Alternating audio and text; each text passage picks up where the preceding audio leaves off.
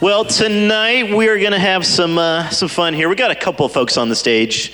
We're just going to have them up here, but you guys can't talk at all the whole night, okay? That would be super awkward. All right. So for those of you who don't know, this is Carson, and this over here is Olivia. Everybody say, what up, Carson and Olivia? That was a long thing. That was good. All right. So they are two of our student leaders. They are in our student ministry. Carson is a senior and Olivia is a junior. So they are going to be here tonight. They're going to be sharing their stories. This series, like I shared earlier, is the Straight Outta Nova. And so the whole idea behind Straight Outta Nova is that we want to share what God is doing in the lives of you guys straight out of Northern Virginia. So I'm excited. I've gotten to know these two folks here the last couple of years that I've been here, about 3 years now. And it's just been a blessing. It's so awesome to see them grow in their faith and some of the trials and the struggles that they have gone through. So in talking with them in kind of preparation for tonight, just hearing what they're going to share about, I hope that it's an encouragement for you guys in your story and your journey and whatever it is that you may be going through tonight. So I'm really excited. So tonight we got Carson. He's going to share first. So Carson, go for it. Hey guys. Oh, mic's on. It's a good call. Yeah, it's not quiet. So a lot of you know me, but a lot of you don't. And so I'll start off by just kind of telling you a little bit about who I am. My name is Carson, like Jason said, and I'm a senior at Osborne Park High School. And a lot of people, some people know, especially if you're in Prince William County, but a lot of people don't know where that is. It's about 15 minutes from here. And so I'm a senior at Osborne Park, and a lot of people that know me, or even sometimes if you can look at me, you can tell that basketball is like a big part of my life. Ever since about 6th grade, That's because I taught you everything you know, right? Is that? Yeah, as the legend goes. Okay. Clearly. Yeah, you taught him what not to do. Yeah. That's what Jason taught me best. So ever since about 6th grade, I've been playing and training a lot, and had a lot of fun with it, and so that's been good. And then another big part of my life is I've gone to CBC my whole life, and I was raised in a Christian home, so I'm really thankful for that. And I will say I was baptized here, right up there, and I was saved around 7th grade. And so basically what happened for me is I'd been going to CBC my whole life, and I'd been hearing like the sermons, I'd been hearing about Christianity, but it wasn't until like 7th grade when I started to kind of like really want to take the next step. And like I had seen people get baptized, and I kind of just started talking to my parents about it and telling them how I wanted to like get baptized, and that led to some good conversations and really started contemplating like what it actually means. And so then about a week before I was baptized, I was saved. It was kind of a cool moment. It was like a breakdown moment. I was in the basement of my house with my dad. And so yeah, it was just a really cool, powerful moment. And then I was baptized here at CBC. And so that's just a little bit about me. What I'm actually here to talk about is, so I'm a senior right now, and the summer after 10th grade, before my junior year, a big part of my life was the fact that I switched high schools. I moved, and I was living at an apartment in Manassas, and I started going to Osborne Park, where I used to go to Centreville High School. And it was a good decision for me to go to this school, but it definitely had its challenges. And I knew it was the right decision to make. It was the clear decision, because there was opportunities for me on the basketball team, and with academics, they had a good engineering program there where I could kind of take some classes and learn about engineering. So it couldn't have been a better situation, but there definitely were a lot of challenges, especially in the beginning. just going to a new school, even though it was only 15 minutes away, it was just like I was starting from scratch. I went from, at Centreville High School, like I had my friends that I grew up with, and so I'd say hi to them in the halls. I'd always have like my friends. Then each year I'd meet some new people in classes and things like that. And so it was really comfortable, and I kind of like felt like I got the hang of it. But then my junior year, just going to that new school, I felt like completely alone.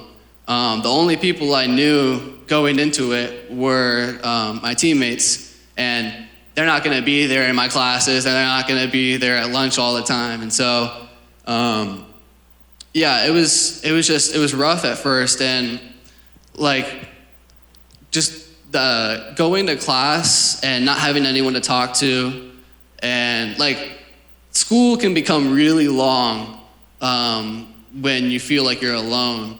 And so, especially like for lunch, I'd go to lunch, and I didn't have anyone to sit with, and so it felt really weird. Like I felt like almost like people were looking at me, even though I know they probably weren't.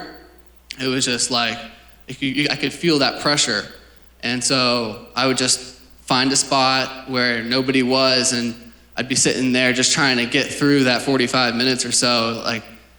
And it was just, that was probably the worst part, like throughout the day, because I was just all alone and I had nothing to do except for just eat, maybe say hi to one person, and it was real hard for that. It got better throughout the school year, and I met people, and like I adjusted to it, but at first that feeling of being alone was just something I struggled with. And so I didn't really plan on sharing any scripture today, but I was just thinking about like how I relied on God in those situations. And it's something that I've always, even before then, just like something that I've always kind of known and understood, is kind of like just trusting God's plan. And for me, like changing high schools and not really knowing like what's gonna happen next, like I just kind of had to trust God and like know that He had my best interest. And so the verse I'd like to share is Romans 8:28, and part of it reads that in all things God works for the good of those who love Him and those who are called according to His purpose. And so for me, it was more so not necessarily reciting that verse or anything, but just understanding it, and that like because I'm a Christian, and because of that, like God has my best interest, and even if there's like challenges or something that I have to go through, I don't really understand why I have to go through it, or like why it has to be so hard on me, and like why do I deserve that? That's something that just kind of helped me, and like helped me have peace, even though it might be hard for a time and you might not necessarily see like where it's getting better. And so yeah, and like ultimately looking back on it, I didn't really see as I was going through it, but God kind of used me in a lot of really cool ways in this new environment. I got to share my faith in two different ways, mainly. One of them, it was kind of a cool opportunity. My basketball coach, he invited me to pray before the banquet. And so at the end of the basketball season, we'd have a banquet, and it'd be a big meal and like a ceremony with awards and things for all the basketball players. And so in front of the whole basketball program, which was freshman, JV, and varsity, and all their parents, I got to pray over the meal before. And so it was just like really cool that my coach allowed me to do that, and just kind of a cool way that I didn't expect God to work like that. And then another big part of going to Osborne Park and sharing my faith was just sharing it with my friends.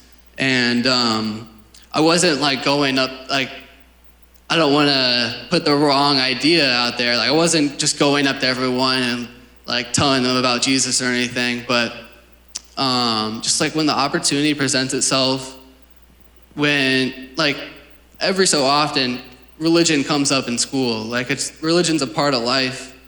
It's not just doesn't exist in school or anything like that. And so when the opportunity presented itself, I got to talk to new people, because I was meeting so many new people too. And it could be as simple as like just bringing up the fact that I go to church and where I go to church. Or in some cases, like, I got to talk about like how it was important to me or why it was important to me. And so I found that to be really cool. But yeah. That's awesome. Thanks for sharing, Carson. Let's go for Carson. So one of the things I've really enjoyed getting to go through this journey with Carson, especially during that difficult time, and I love that reference of Romans 8, and this idea, sometimes we don't always understand the why, especially in this season with the pandemic and all the things that have gone on this past year, the struggles. That question why isn't always answered. And it's like, what is God up to? And so in our own personal lives, there are different changes that we don't always understand, and trying to make connections and making new friendships. You had a lot of new things, a lot of change in your life. And when there's a lot of change in your life, you're always looking for something that you can hold on to in the midst of all that change. And one of the things that I've always really grown to appreciate about Carson is his steadfastness in who he is in his relationship with God, to help him through those difficult times. And not saying you're perfect or anything. I mean, it's definitely not perfect. I'm just kidding. But you got to work on your jump shot a little bit. We'll get there. But what I've always appreciated, though, with Carson is just his desire to pursue Jesus in spite of all those things. And it's cool to see how, not understanding the why, but seeing how God uses you in those situations. And maybe for you guys in some of the situations that God has put you in, certain friendships or certain school environments that maybe are not ideal. Maybe you wish things were differently. But what's cool is that regardless of what you're feeling in those moments, is that God has you there for a reason. God has you in your season, in your particular environment for a reason. And so, Carson, I appreciate you sharing that and just how God has been able to move through you and impact other people through that. Yeah, I'd like to say one more thing before I wrap it up, but just like when I go back to thinking about sharing my faith with other people, like, especially like for me, maybe for some people it's easy to do, but for me and for a lot of people, for most people, that's not an easy thing to do. And like having conversations about Christianity, that can be a hard thing to do, but it's really worth it. And like, not only are you helping them, and it could be just nudging them in the right direction. It doesn't have to be like that they're saved right then and there or anything like that, but just to have that influence in someone and plant that seed in their life, like, who knows, that could have a difference down the road and really have an eternal impact. So I just, like, even though it's hard, like, it's not always easy, it's not always the comfortable thing to do, there's opportunities. It doesn't matter how old you are. It could be 6th grade through whatever the rest of your life, there's opportunities. And so my encouragement would just be to try to take advantage of those opportunities and like share your faith when you get those opportunities, because it's not always like a perfect situation. So just want to put that out there. That's awesome. Sweet. Well, thank you, Carson. I appreciate that. So now we got Olivia. Everybody say, what up, Olivia? I'm going to scooch over a little bit so I can see you better. Olivia, do you mind kind of sharing your story? Sure. I don't know how loud this thing is, so I'm kind of like freaking out. Don't laugh at me. So I grew up in a Christian household. I became a Christian. I was saved when I was 6 years old, behind the center curtain in my living room. Don't know why I said that, but I feel like it's important. No. So I became a Christian when I was 6. I've been going here since I was practically a fetus. And it's a long time. That's weird. Okay. Carson's phone was talking. I know. And so I was baptized around that age, so probably about a year later when I was 7. And about a month after that is when things started to really like change for me. I went to the hospital for the first time because of nobody really knows. We still don't really know. I had like brain swelling and things like that. So I went to the hospital. And I was there, and then I came back home because they figured even if they can't find something wrong with me, I was fine enough to go home. And then after that, things happened again, and then I went back, and I was back in the hospital for about a month, transported to different places.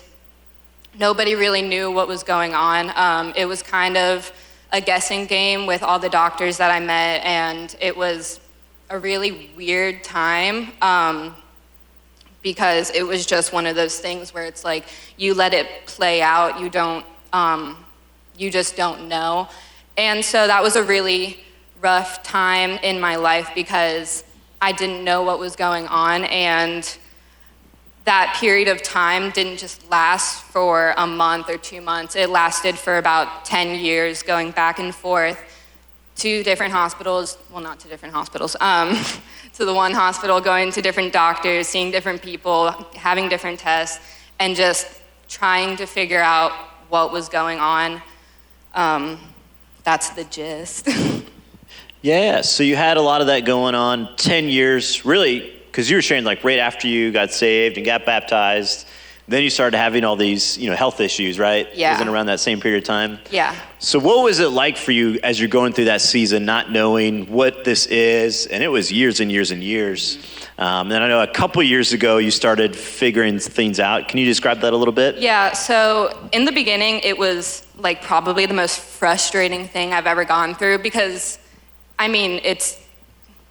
everyone knows, like when you're sick or something and you don't know what's going on, that's just annoying. But for that to go on for 10 years and for me to see like different people and nobody had any answers was like the most frustrating thing. And during that time, I think my faith really took a hit because, I know God always had like my health in mind, always had me in mind, but I went away from that because I was always like, I don't see an end to this. I don't see like how this could possibly be good for me at all. So yeah, my faith really struggled in that. And I was just questioning like, why is this happening to me? And why, one, at such a young age am I going through this? And two, just like, why am I going through this like in general? Because there was no end in sight that I could like see, and that I just knew that I would be fine. I just kept questioning like, what is going on? Yeah. So there's that struggle of the unknown. What is this? What's going on? And then, was it 2 years ago? That's when the doctors were finally, do you mind describing that? Yeah, so about 2 years ago, after another MRI, so I'll summarize it real quick. Like when things start to get better, MRIs and tests like that, they start to like spread out. But so I was getting to the point where it was about every year, like once a year, I would have a test, which was really good because I had never really gotten to that point. But then they found one special little spot in my brain that was like kind of worrying the doctors. So they kept looking at it. We got back to like the 3-month mark. Every 3 months I would have a test, and they didn't decide, it was there. They saw that I had a brain tumor about 2 years ago. They saw that and decided that, okay, we're gonna keep watching it just in case anything like really bad is happening, because they still didn't know. I still didn't have any answers. It was really a guessing game at this point, but they picked something to figure out and like focus on. Yeah. So then when you found that news, that it was a tumor and it was there, and then you started meeting the doctors, and because I remember even just last year, just messaging you, texting you, seeing how you're doing with COVID, and then then you shared with me, like, you got this big thing coming up, because I guess the doctors there were like, hey, we're going to have surgery. Can you describe what that season was like, and then what your relationship with God was like once you started going through that? Yeah, so like once they figured out that it was a tumor, I really started questioning again. So I had gotten like better with my faith because I kind of just accepted what was going on. But once they figured out that like I had a tumor and that eventually I was going to need surgery, again, I started questioning like, why is this happening to me? Like what's going on? Because I didn't know. I mean, I knew that nothing was truly wrong with me because I was doing fine. I was able to do all this like stuff that normal teens can do. But I like was just questioning like, okay, well, what's happening? What is my future gonna look like? Are things gonna be like completely normal? And a lot of people think that in this time, well, I mean, it's normal to be scared during something like that. Like that's 100% an acceptable response.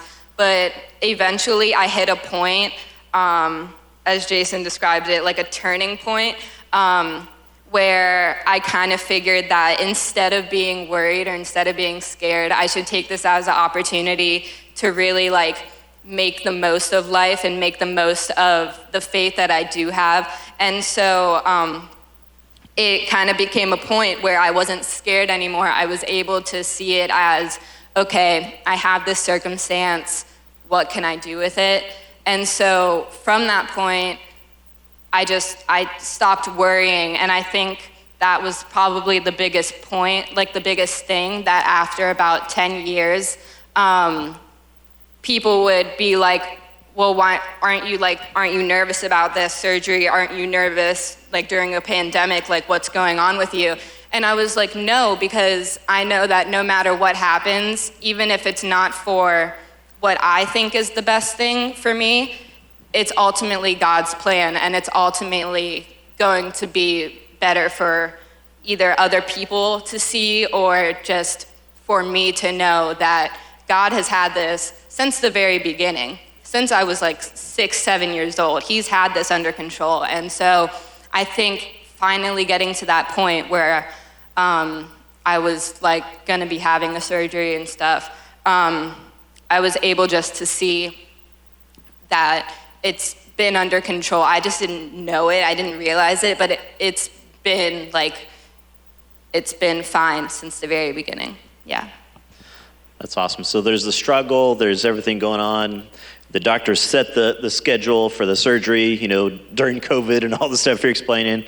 But it's so cool to hear like your mindset began to change, even though your circumstances didn't change, but God was doing something in you. And then obviously you had the surgery, and then the surgery went really, really well. Yes. So it went really well. And then one of the cool things is that was what, over the summer? August 2020. August. Yeah, so one of the things that was so cool is that a couple weeks ago, I was talking with Olivia at church on Sunday morning, just in the hallway, and she showed me a certain picture that I'd love to put on the screen for you guys, if they got that. So that is, if you can see in the bottom right, that is human brain. That is Olivia, the MRI. And on the bottom right, you can kind of see there's a little circle. There's actually a mouse, a keyboard. Yeah.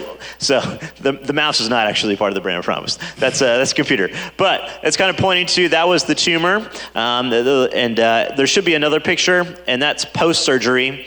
That is gone. So the surgery was successful. Olivia, let's give it for Olivia.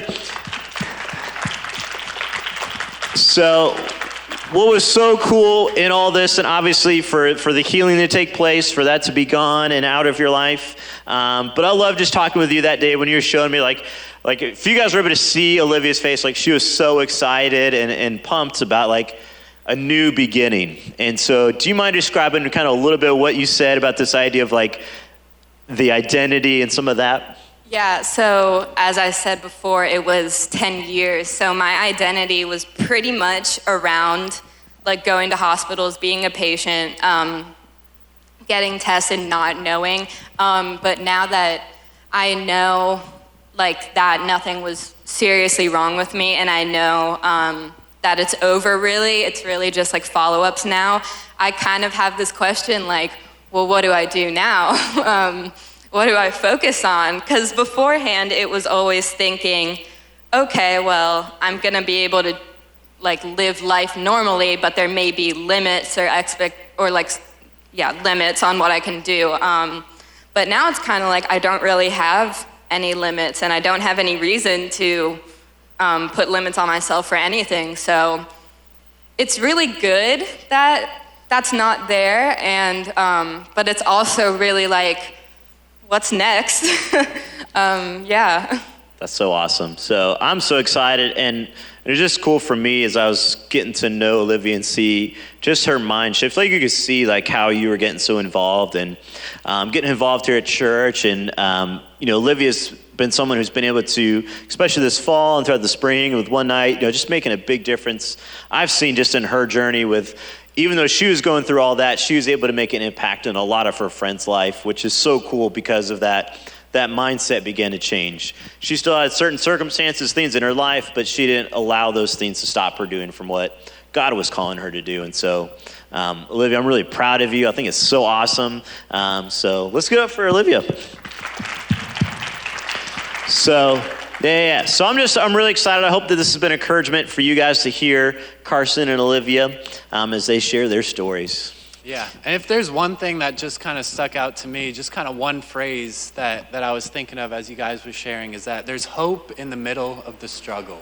There's hope in the middle of the struggle. And so I'm reminded of what Carson said about going to that new school, and Olivia with her doctor's appointments. They both talked about how they had this hope in the middle of those tough times. And I think that's a really great takeaway for all of us tonight. No matter what it is that you're going through tonight, a relationship with Jesus provides you hope in the middle of that struggle. And so I'm so thankful just for the ways we've seen God at work in their lives. And I just want to close out in prayer tonight, if that's cool with you guys. And I hope you guys were encouraged by their story. So let's pray together, and then we'll get to those hot peppers. I say we got to pray for those hot peppers Pray too. for the hot peppers. Pray All that right. I make it throughout the night. All right. Dear God, I thank you so much just for the ways that you've been at work in the life of Carson and in the life of Olivia.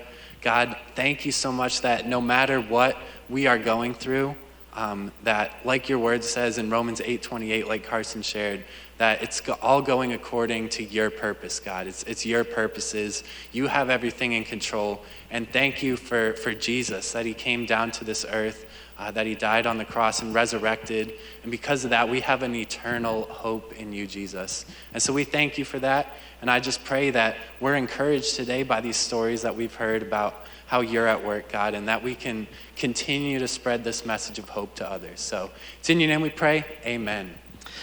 Amen.